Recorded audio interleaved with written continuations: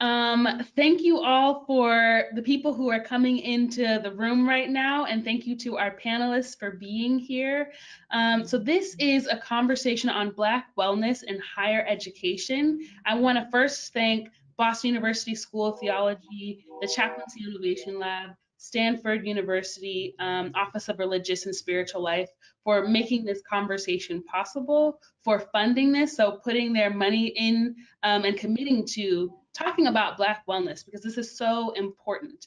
And then I want to thank our panelists for taking the time and joining us here for this conversation.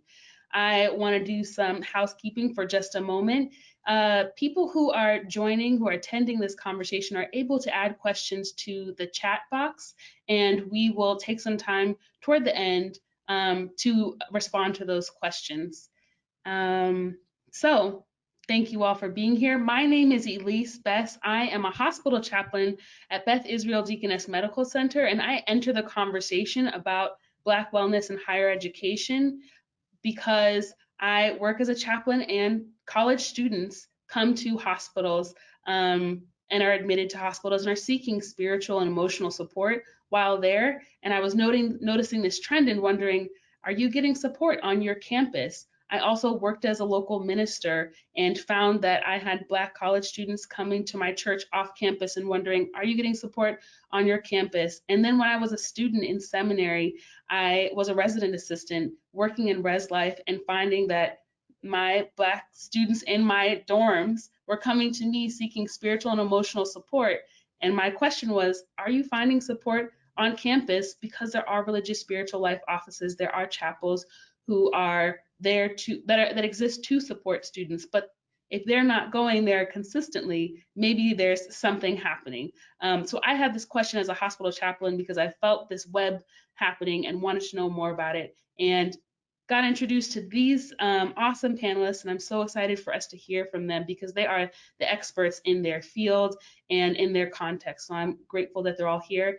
I'm going to give them all a moment to introduce themselves, and I'm going to start with Dr. Nisa Muhammad. So good afternoon. As she said, I'm Dr. Nisa Muhammad. I'm the Assistant Dean for Religious Life at the amazing Howard University in Washington, D.C. And Jason? Dr. Hello, Curry? hello, my name is Jason Curry. I am the Dean of the Chapel and the Director of Religious Life at Fisk University. I also have several additional positions, also Special Assistant to the President for Community Engagement, and I hold faculty rank as well. I am an Assistant Professor of Psychology, and this is my 17th year at Fisk University. And Dr. Rice-Jalloh. Hi, everyone. I am Monet Rice-Jalloh, Associate University Chaplain at Wake Forest University in Winston-Salem, North Carolina. I am currently in my 9th year at Wake Forest. My religious tradition is Baptist. I am an ordained Baptist minister, but I lean a little bit closer to some spiritual fluidity, particularly as it pertains to African spiritual religions. My university where I work is considered a historically and predominantly white institution. And a lot of my focus is what people would call interfaith cooperation, but I focus in what I like to think of as spiritual fluidity and making sure that those whose spirituality doesn't fit in one particular box, that they can find multiple boxes or break free of those boxes. And Dr. Magee? Good day, everyone. I am Kanika Magee, actually now Kanika Magee Jones. I am at Howard University. I've been there for 10 years. I started off as the Associate Dean of Chapel and then shifted over to become Assistant Dean in the School of Business, and now share my time between the Chapel and the School of Business and focusing on interfaith programming within the Chapel and then on student affairs and other student concerns within the School of Business. And glad to be here with you all today. Thank you all. And then I think that Dr. Gloria Winston-Harris might have fallen off. Are you here? So she fell off, and hopefully she'll make it back with us. Her voice is so important. She's the director of the Office of Spiritual Development and Dialogue, and executive director at North Carolina Central University in Durham, North Carolina. So these are our panelists. These are the experts. I'm excited that they're here. Let's jump into these questions.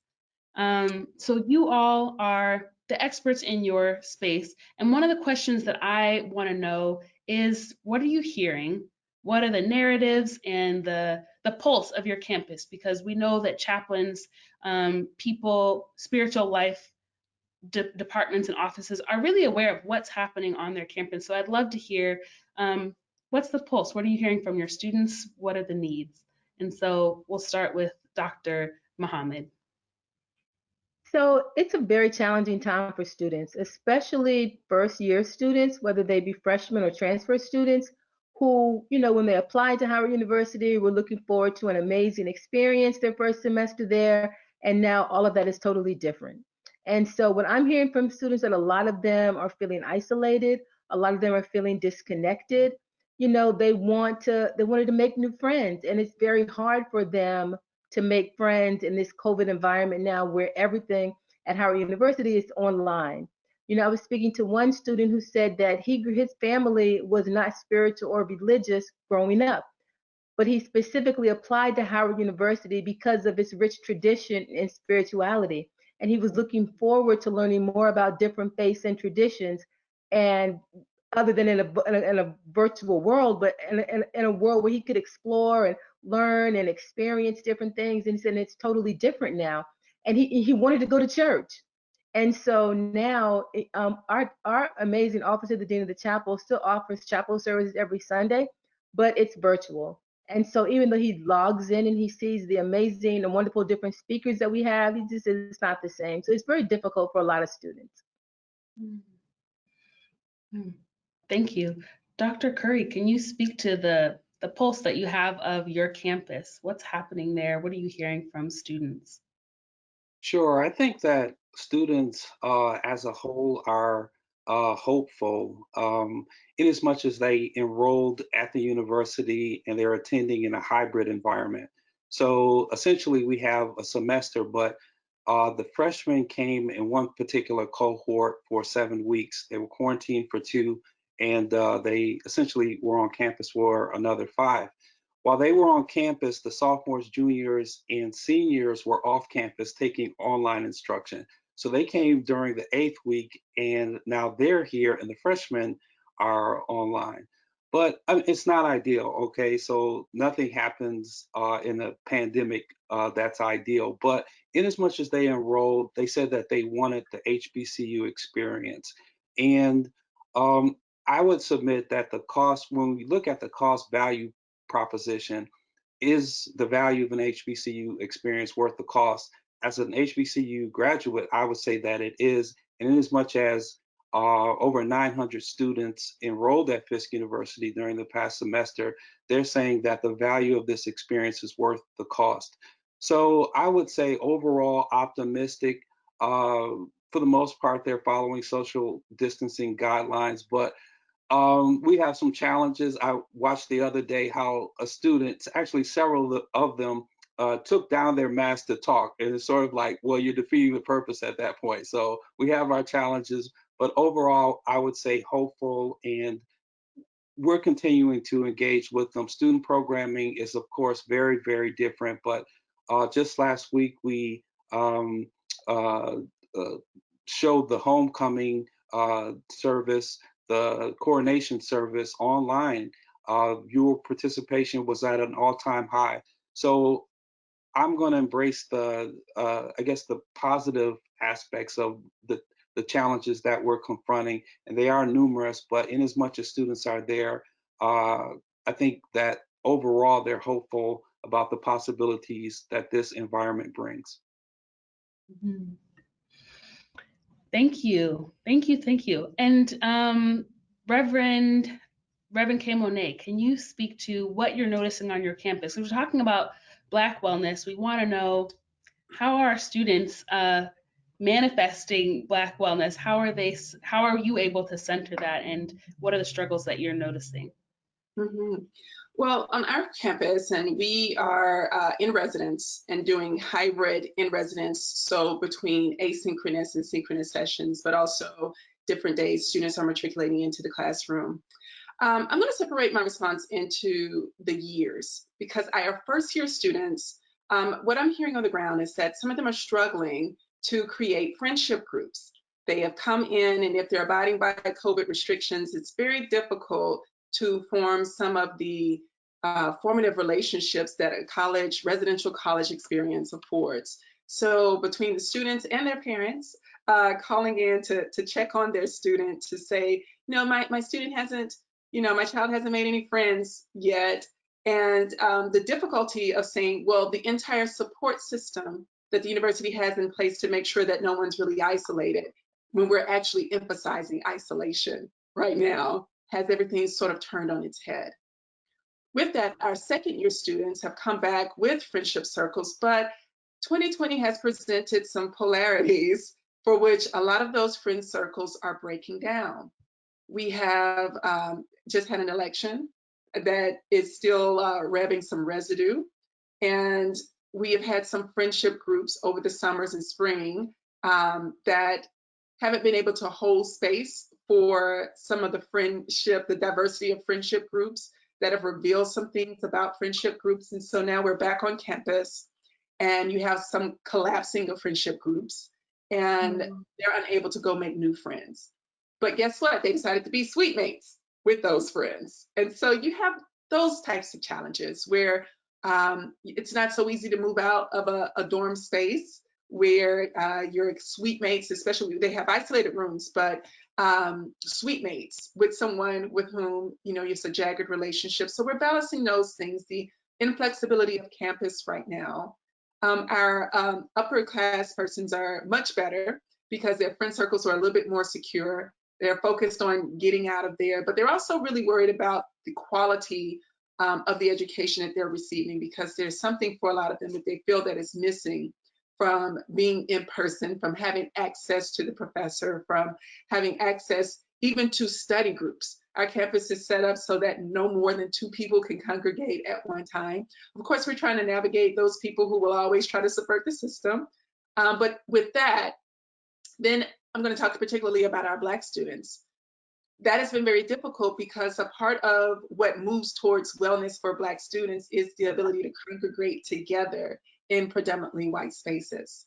And so now the things that are happening in class, especially if it's online, it's a little bit more difficult to kind of pull out and define a support for it. When the professor kind of moves through things, especially if it's a recorded conversation, you don't get to interrupt and interject.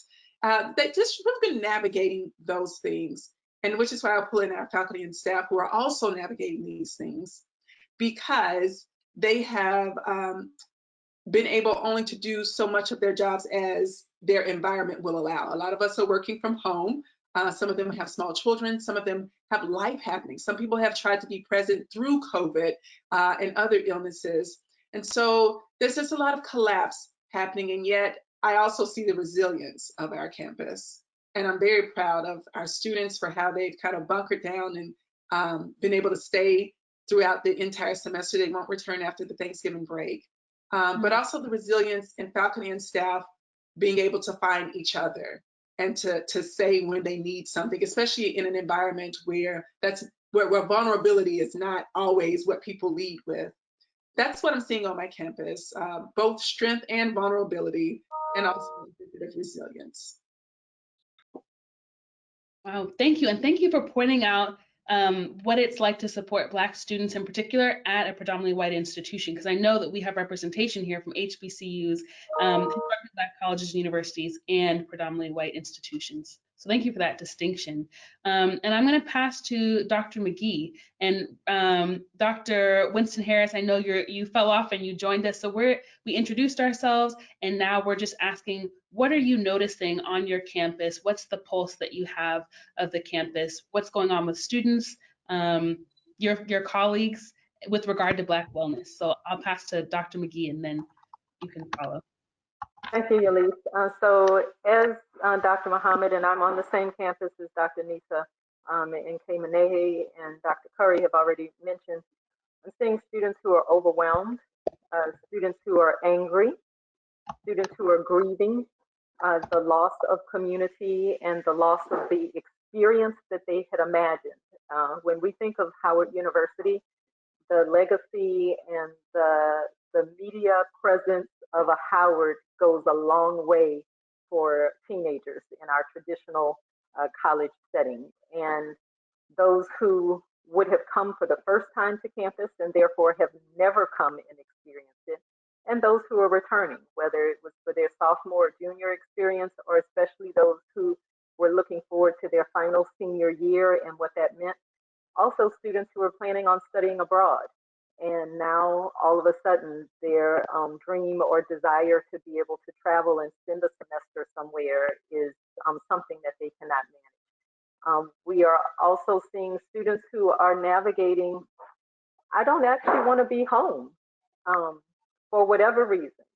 It might be too crowded, might be too noisy, might be too stressful, but any number of reasons. And so we've seen students who have been navigating their living arrangements, some who've decided to still come to DC, even though they know we are completely online, some who have gone to other locations to manage that.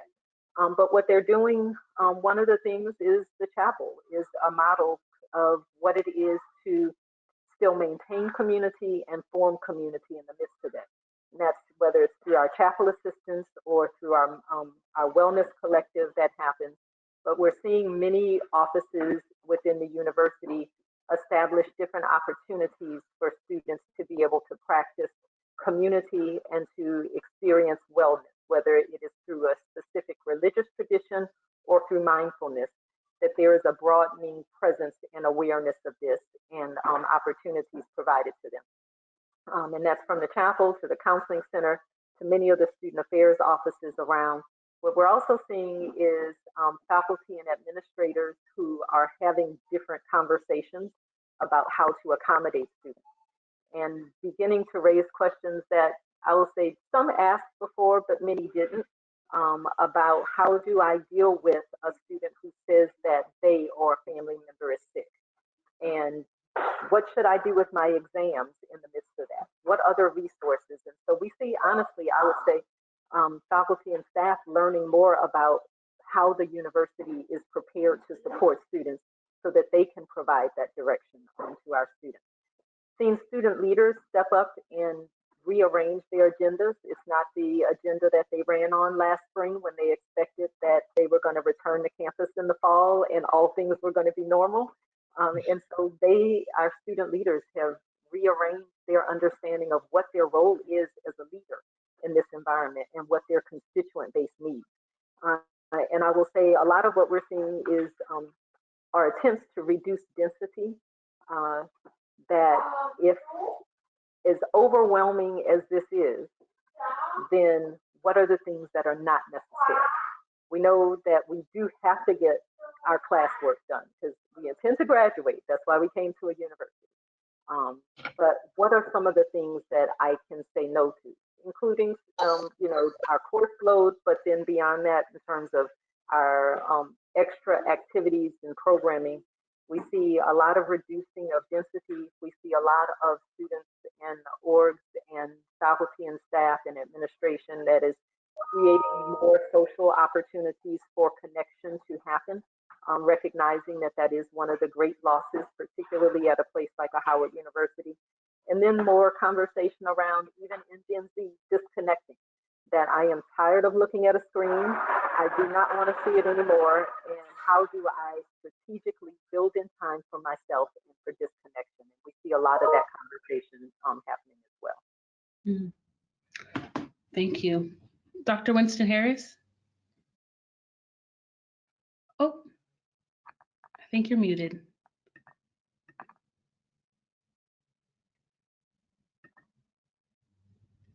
You're muted. We still can't hear you, Dr. Pastor Gloria. Yeah, you're still muted. Okay. It says you are unmuted. All right.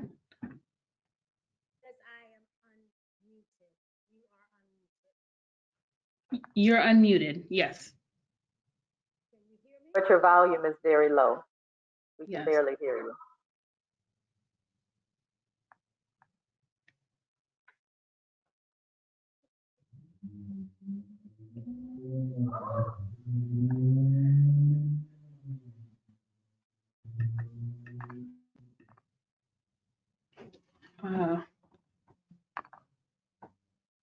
Now we can't hear you. We hear you. All right then. Well, I think we'll let our tech team try to figure out your sound for you, and we'll move on to the next question. Sorry about that. I'm going to ask you all to talk about, and also you might be able to type into the chat and I can share what it is you write. I want to point us to data. So there, we talked about what it's like being at HBCUs and at predominantly white institutions. And we're also talking about where students are going, the demographics, who the students are, and where they're going. I'd love for you all to be able to talk about what data is important for the work that you're doing. And so I'm going to direct this at Reverend K. Monet, because I know that this is around your research. So please take it away. Yes. So a portion of my research is about exploring spiritual well-being for the descendants of enslaved Africans at historically predominantly white institutions of higher education. And going into COVID, I was, that's not good laughter. That's COVID has been COVID. 2020 has been 2020. I was preparing a study where it was to reach across to multiple students at different institutions that are historically white to hear kind of a litmus for their experience. But then COVID happened and everyone's rushing to get everywhere. So the IRBs, in order to move from the structure it would have been to what was, kind of fell off. What is still available were what I've been calling the curators of spiritual well-being. And that's what I've been calling the chaplains and the deans of the chapel and the religious and spiritual life directors and organizers. And so from tracking their work, what they have been experiencing that I can share before, the review board comes for it, is that their students have been able to find them.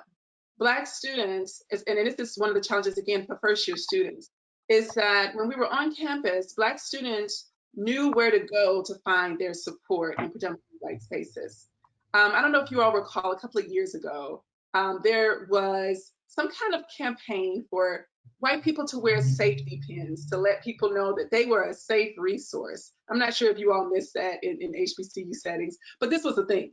And something that circulated amongst Black people to our white friends was, you don't need to wear a safety pin for Black people to know that you're safe.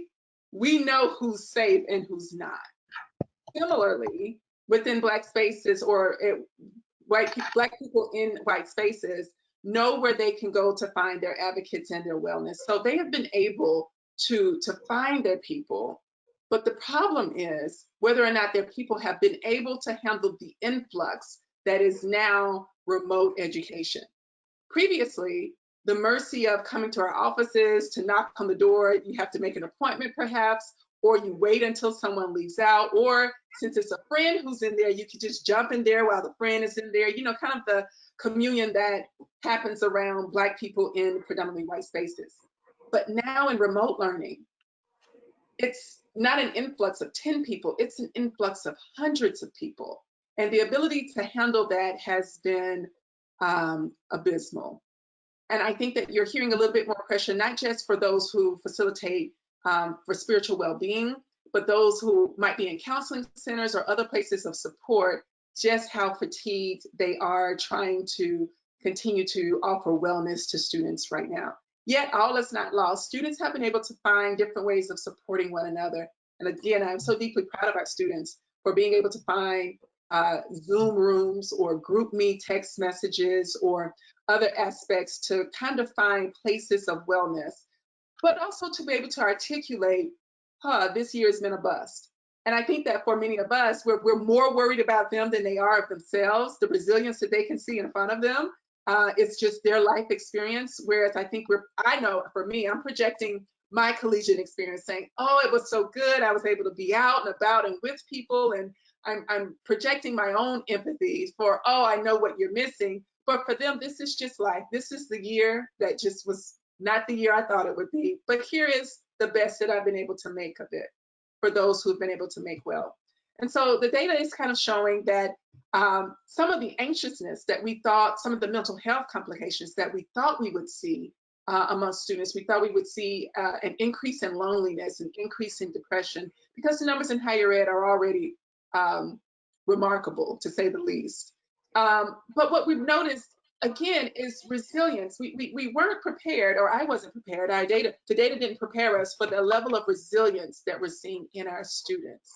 And so, yes, the loneliness is there, but the depression numbers aren't as astronomical as we thought they would be. Yes, a lot of students are not happy to be at home, but for us, because we're in residence, some of that was able to kind of balance out for those who wanted to be present, while also leaving it open for those who wanted to stay home.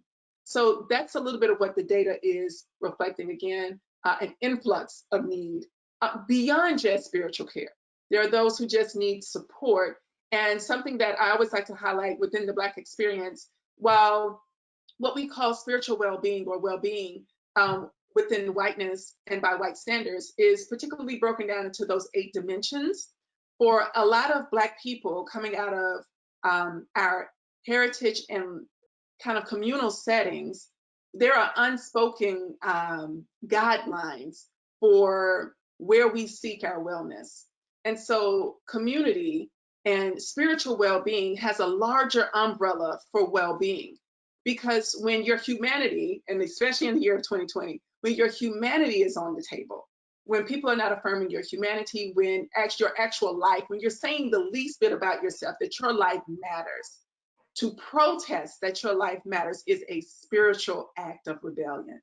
It is to say, I matter, my spirit matters, I deserve to live.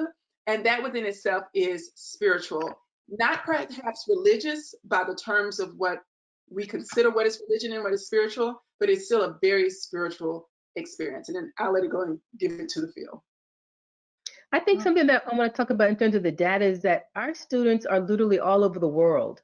You know, it's one thing to consider that, you know, students in the US are in different time zones. So if you have a 9 o'clock class, that's 6 a.m. if you're on the West Coast. I mean, that's something to think about. You're on a different time zone. But I'm working with students that are in Singapore. There's a 12-hour time difference.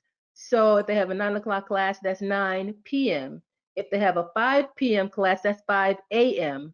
You know, students that are in Qatar, students that are in Gambia, you know, it's just having to deal with now the nocturnalism and a different body clock in order to to accommodate the class schedule.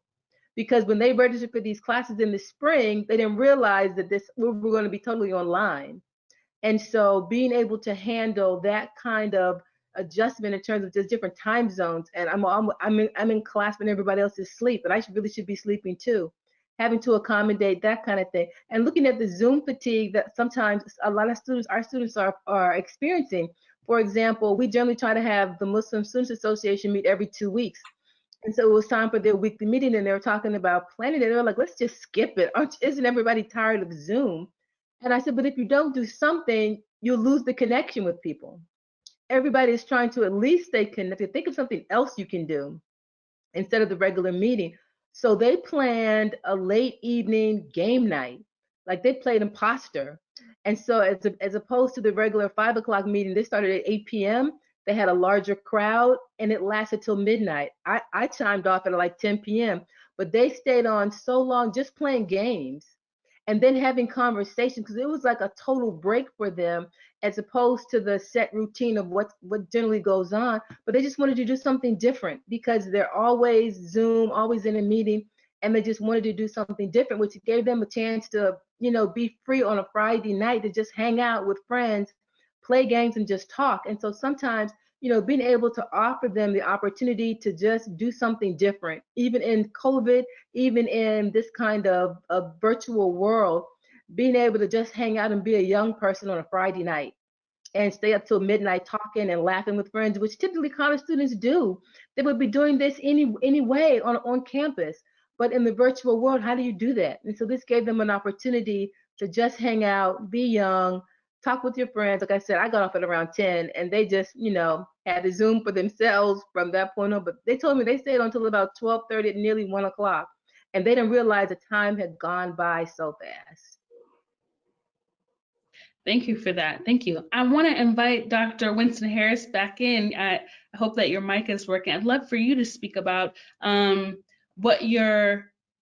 what gaps you're noticing on your campus and how you're responding to those gaps.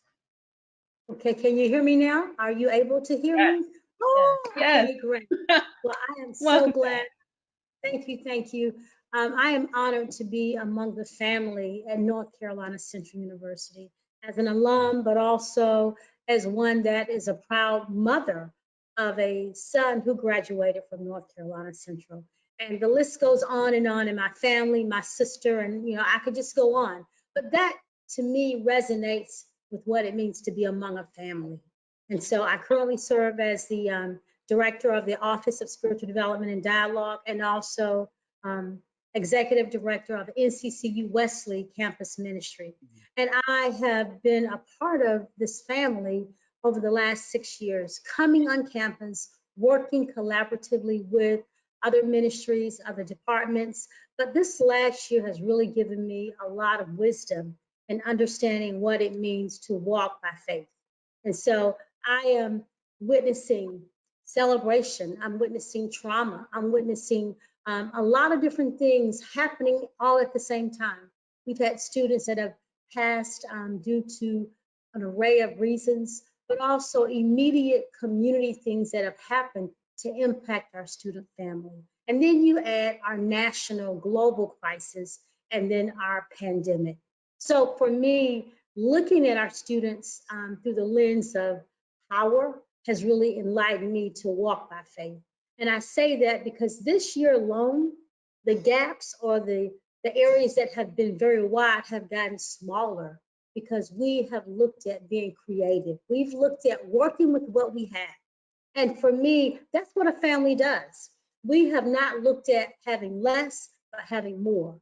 Not because we can gather in numbers, not because we've got more money, but because we really have been determined to do this well. And I'm proud that this year alone, North Carolina Central University has remained open. We have classes online, but we have a lot of classes in person. And we are very sincere and serious about social distancing, wearing the mask, and helping each other do this well. NCCU is ranked the 11th best HBCU among the US. I'm going to put it out there, we are. And regionally, we have a flagship of programs that really cover education, law, nursing. I could go on and on and on. And for me to know that we've got a law school, we've got a nursing school, we've got all this right here, and yet we are still operating as a family, protecting each other, and really acknowledging there's been some trauma. Not to dismiss it, but to say trauma, not just because of what's happening outside, but how that trickles down into the life of our first year students. As a professor, I'm teaching first year seminar. I walk with these students that are already struggling and then trying to walk together in a new normal. And they have no idea what the normal is because they just got out of high school. But we have walked with them, carried them, encouraged them. And this is our last week of classes. We do end this week. And I have celebrated with them today before this call. I'll celebrate with them on Wednesday to say, you've done it. You have successfully made it. And we hope that our professors and administrators will look at the meaning of grace and look at what it means to give favor to the students that didn't give up. No matter how many students around us at other institutions closed due to the pandemic or went online, we remain open. Our administrators have worked diligently to look at how do we do this. And so for me, it's been an ongoing affirmation to encourage those organizations, those ministries, those partners that want to come on our campus to listen to us when we say, please, let's stay virtual. And that's one of the major pieces that I believe that has helped us. We have very little on-campus programming, but we have a lot of programming that is virtual. We've really mastered Zoom, WebEx, and etc. And our partners have said, okay, We're going to keep the social distancing. We're going to give room for those that are grieving, that are going through. We had homecoming online. It was real. We had coronation online. We've had the crowning of Miss NCCU and Mr. NCCU. We had elections online. We didn't miss a beat in the program calendar. We just did it online. And for our student leaders, as Dr. Magee has said, to rise to that occasion, to let go of your agendas and say, I will do this well. I will make sure that I'm meeting the needs first. And I know that this is a new year. It's been a reason to celebrate that kind of leadership, to celebrate that kind of excellence. And for us as Eagles, we know what it means to fly high in the midst of such a hard place. This is 110 years that we've been celebrating of being an institution, and we truly have gotten it right. I want to say the partners that we've had have been our counseling center, our health center, all of our different divisions that have come together that meet, that talk, that communicate, and our students are witnessing this. And so I am honored that this wellness piece that we see is not just looking at one issue, but it's really being free to talk about self-care, free to talk about issues that we as a people, and you know, the Black community doesn't talk a lot about where the pain is. It keeps it in. And we don't usually talk about the things that happen in our families, but we're opening this up, saying, let's talk. Let's hear where you hurt. Where are your hurts? What's happening? And I believe that that has helped us to move forward in such a way that's helping everybody not feel as if they are being put on the spot, but we're all going through something. And if we can acknowledge that and really reach out and do what the meaning of collaboration really is, and not just give some money or add a person, but really sit down and say, how do we do this from the beginning, the middle, and the end? And how do we make sure that it reaches the students that don't have family, that don't have the basics, but they have never said it? And how do we do this in a way that brings them back for this semester? I'm also grateful that the athletes and those students that are already kind of removed have come to say, we are here on campus, because we still have athletes that remain on campus. We do have first-year students that live on campus, and our numbers have been very low in those that have been infected by the virus. We've had no deaths. We have been at a place where we talk about this throughout our different circles, but we also encourage each other to ask, are you okay? Let's do our own wellness. Yes.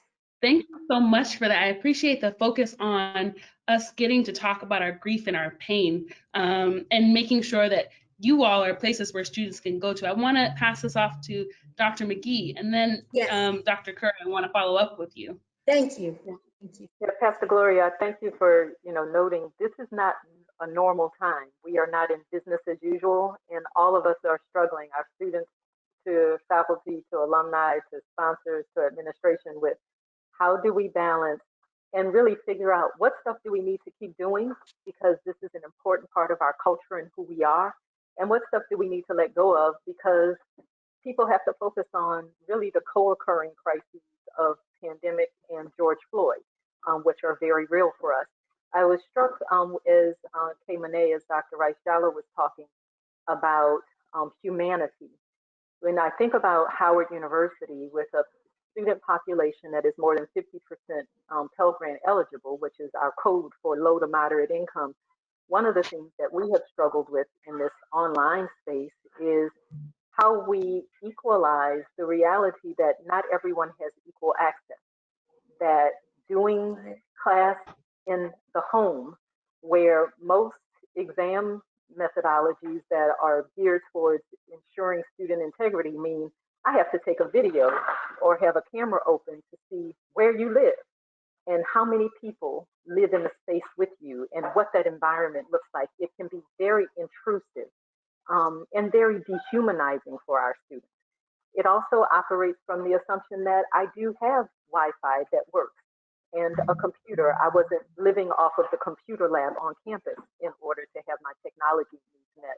And so I'm so grateful to the space of Howard and the sensitivity of the broader community, particularly in the midst of all of these things, to try to make sure that we are asking those questions and not making the assumptions, and then providing some of the resources that students need help to level the playing field with that still existent digital divide, but then also the difference in terms of being sensitive to the space that we live in and how we can engage each other as humans and yet still be responsible to what we are called to do as educational institutions.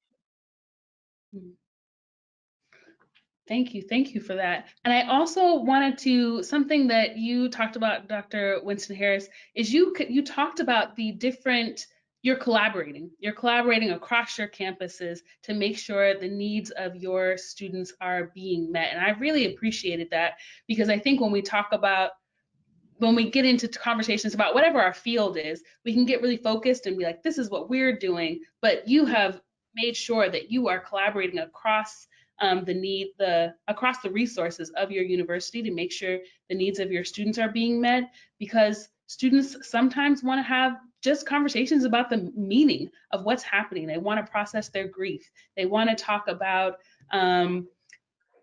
what's their place in this world, and that's being offered beyond spiritual care settings. And also, it's important to talk about the demographics. We have students who are looking for ethnic, theological, and racial representation, and sometimes that's not offered in their spiritual life office, so they're going elsewhere. So making sure that we're keeping that in mind and collaborating to make sure that we're not single story centered, single field centered, but that we're centering our students at all times and making sure wherever their needs can be met, that we're sending them there. So, and I know that's basically what all of you have said, but I got excited when you mentioned that, Dr. Winston-Harris. I want to come to you, Dr. Curry, and then I want to make some time for people to write in the chat their questions for our panelists. I wanted to ask you, Dr. Curry, so we've named the normal experiences that college students are dealing with, how that is, how the challenges shift because of COVID, how dealing with anti-Blackness culturally, politically is all showing up in students' lives. And I wanted to know, how are you on your campus responding to that virtually? Because we're also naming, how do we respond to the needs of our students virtually? So we've talked about virtual services, we've talked about Zoom services. Is there anything that you can speak to about how your university, how your office is responding? And I'll also leave that open to the rest of our panelists, and then we'll move to the chat, invite people to ask questions. Sure. So we unfortunately witnessed the passing of Congressman John Lewis, and Congressman Lewis was a Fiskite, and he also attended American Baptist College as well.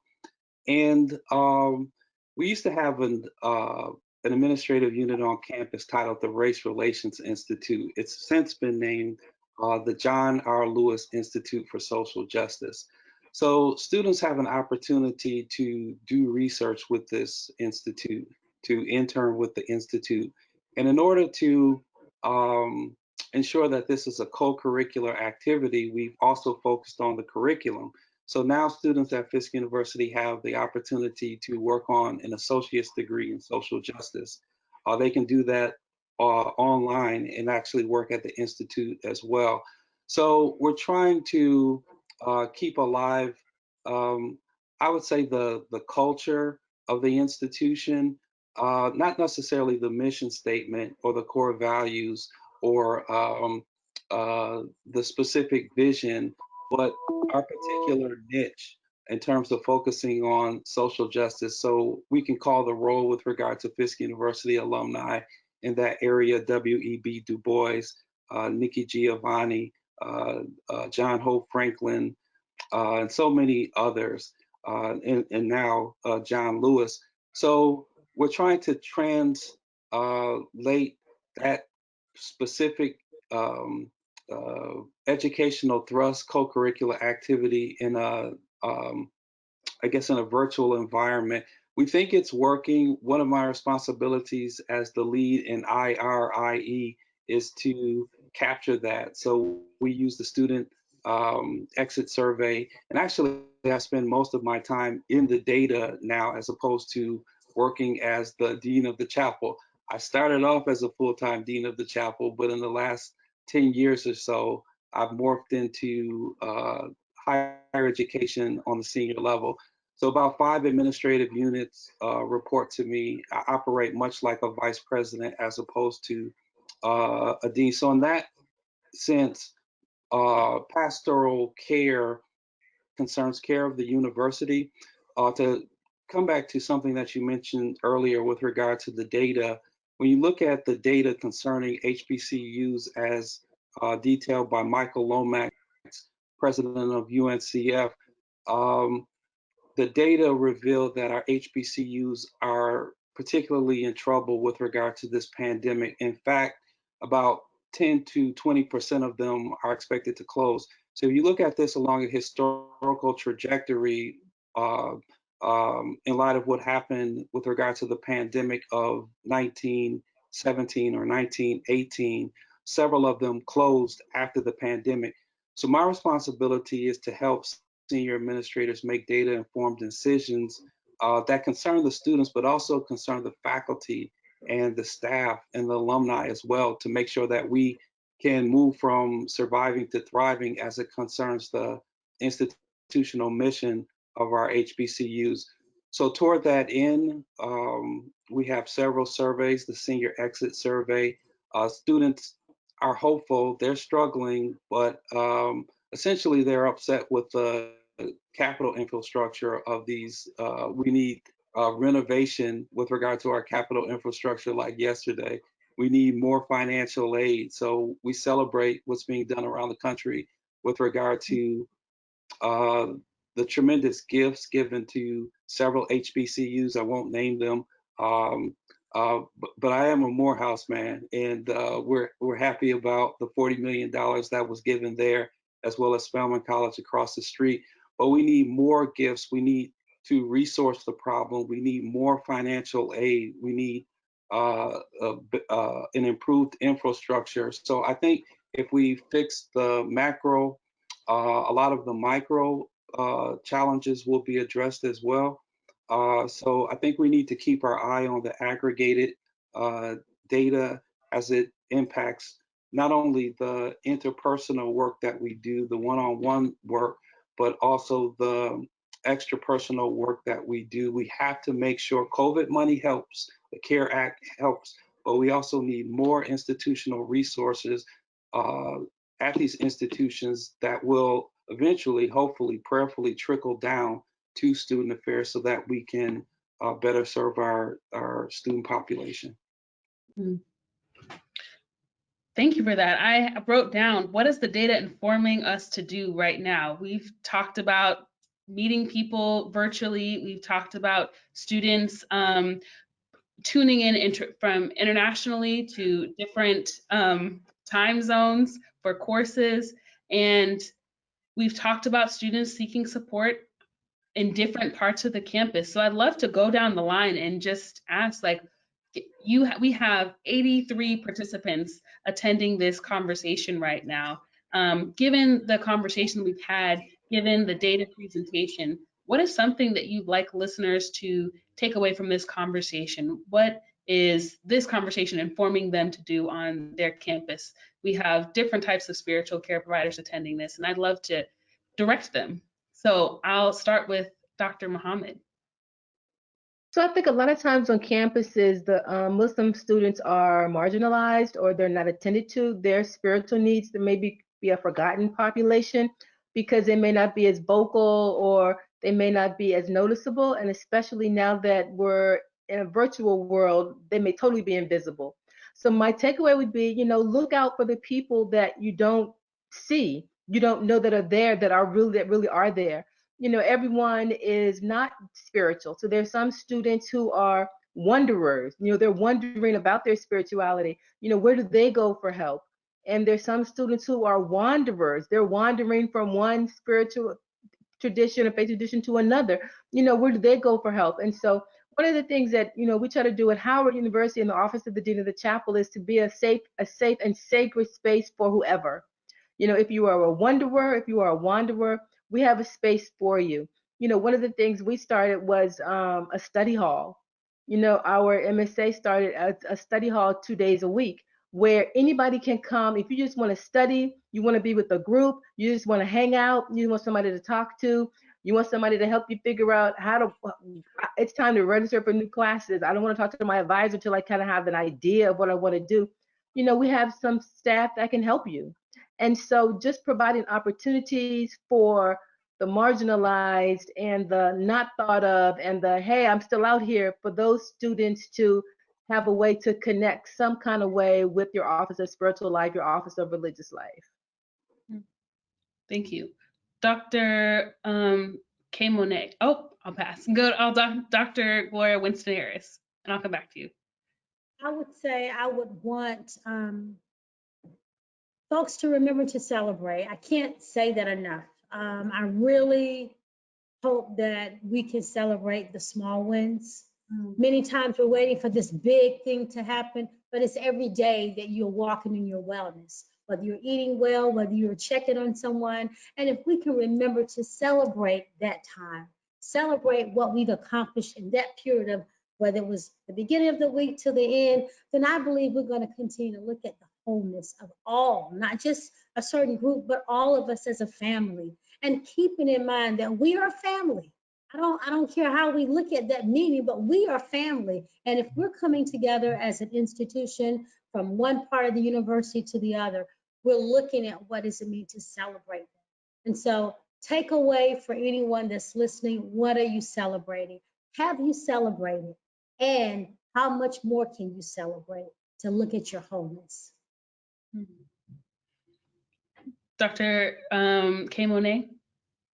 Yeah, so depending on who the audience members are, whether or not they are identified as white and they're in a predominantly white or historically white setting, wondering what they can do for Black wellness, I'll address that first.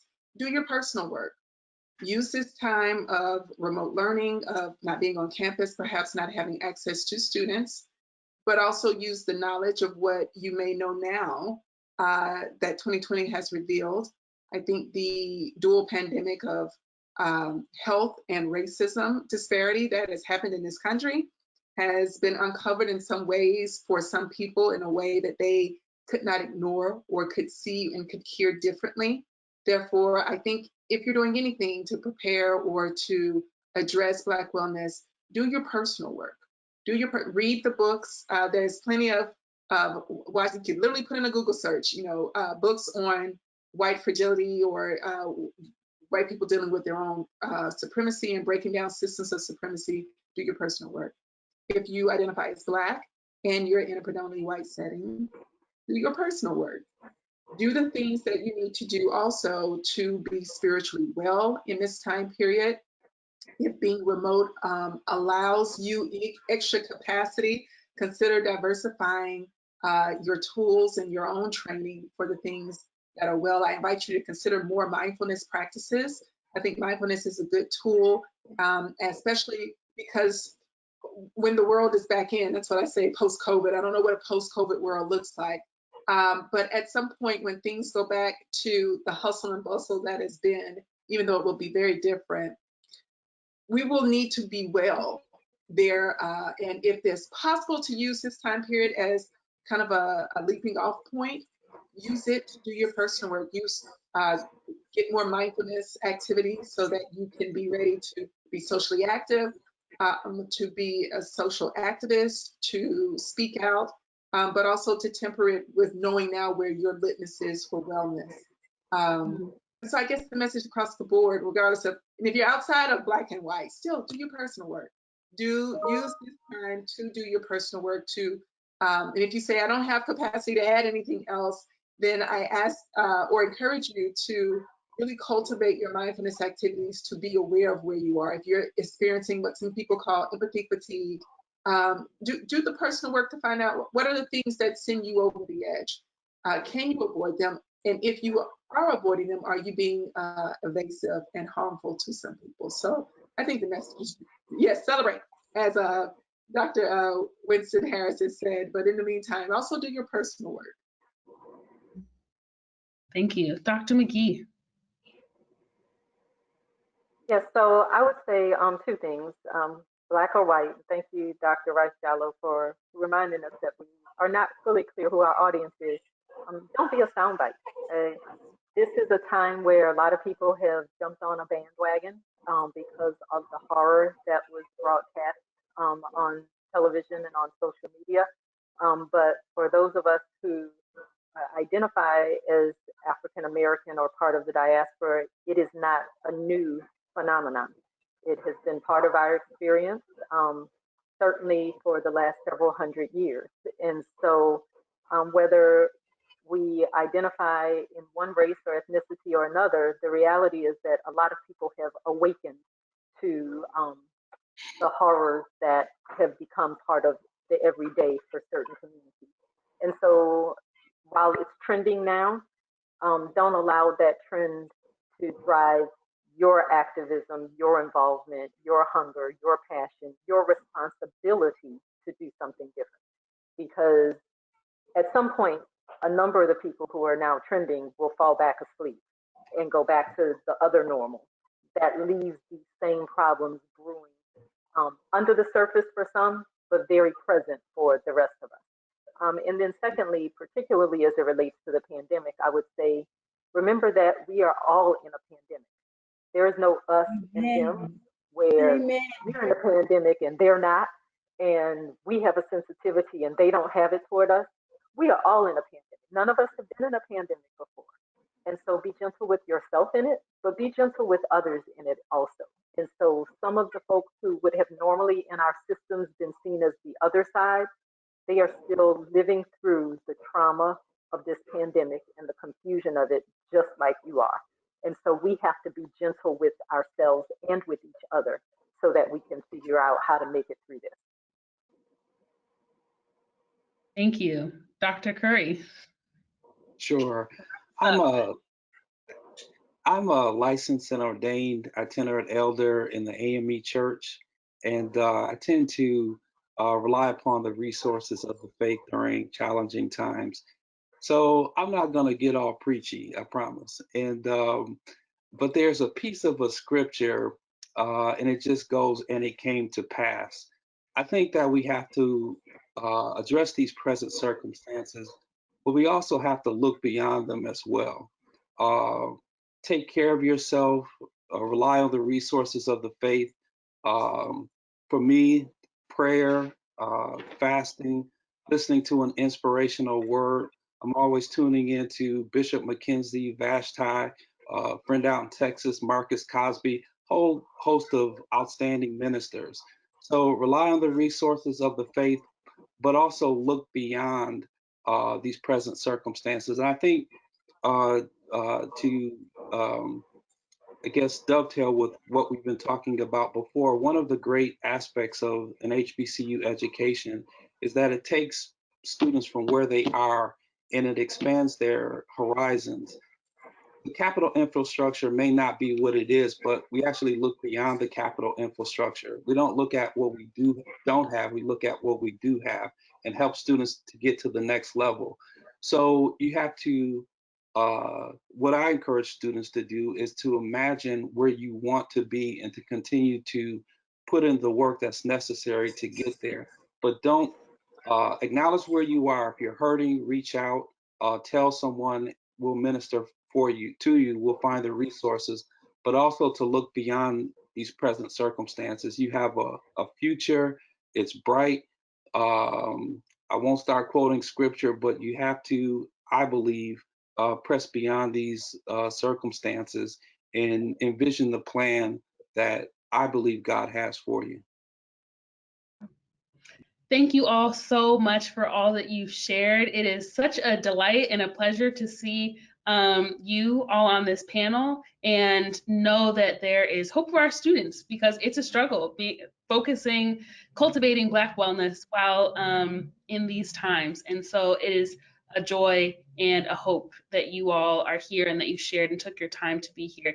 Thank you to the people who tuned in. This is a series, so we'll be back here next Monday at 2 p.m. for another conversation around Black wellness, and spiritual fluidity is something that I want to take our time to focus on.